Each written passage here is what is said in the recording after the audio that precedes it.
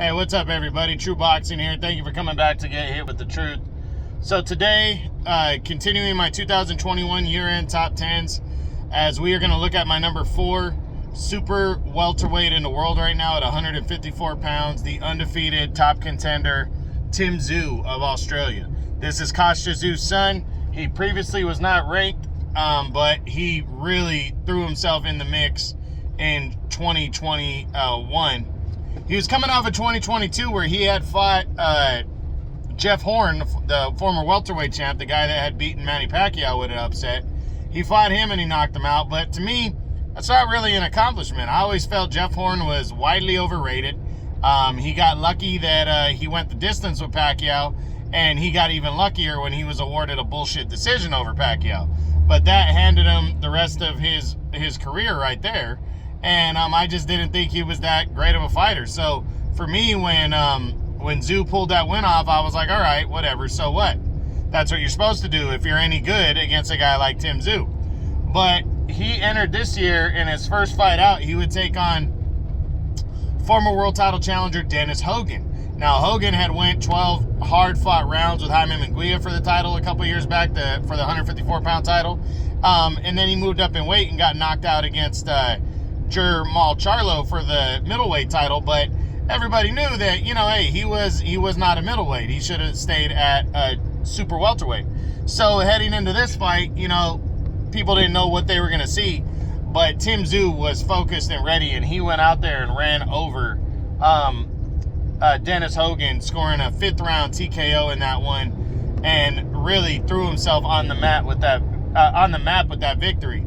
He took on an unknown guy named Steve Spark in July and knocked him out in 3 rounds. And then in November, he took on former world title challenger Takashi Inoue, who had also went 12 rounds with Jaime Munguia a couple years back, and fought him tough, even though he lost.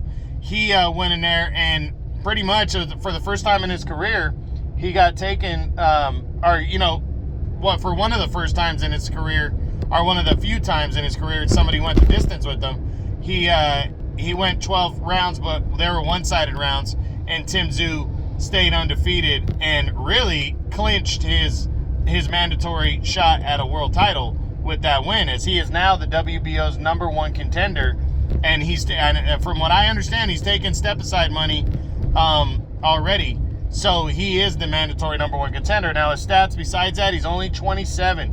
He is 20-0 at 15 knockouts, and again, he's the WBO's number 1 ranked contender. So this guy's ready to go for a title shot. He's right there in line. Now, I personally feel you got the undisputed title fight going on between Brian Castano and Jermall Charlo in their rematch. I personally feel the winner of that fight is not going to fight Tim Tszyu. So what I think is going to happen is Tim Tszyu probably stays busy in the first half of the year, gets a tune-up bout. Once he hears that he's not going to get the winner of that fight, second half of the year, he's going to fight for the vacant title, and it could be against Magomed Kurbanov, could be against maybe Patrick Teixeira if Teixeira defeats Kurbanov. Personally, I think the winner of that fight will lock down the number 2 spot in the WBO and will be fighting Tim Tszyu for the vacant title. But that's what I think is going to happen.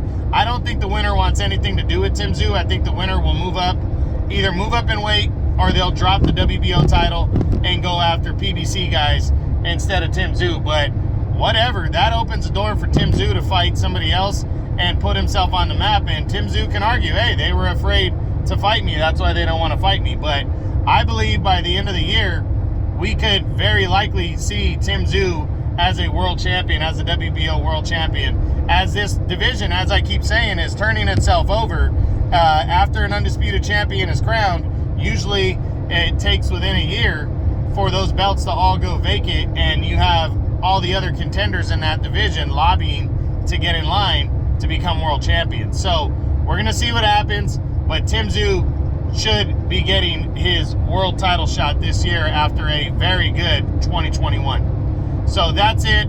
That's what I got for my number 4 super welterweight in the world right now, the undefeated Tim Tszyu from Australia. I hope you guys enjoyed it as my 2021 year-end top 10s continue. True Boxing, You've been hit with the truth.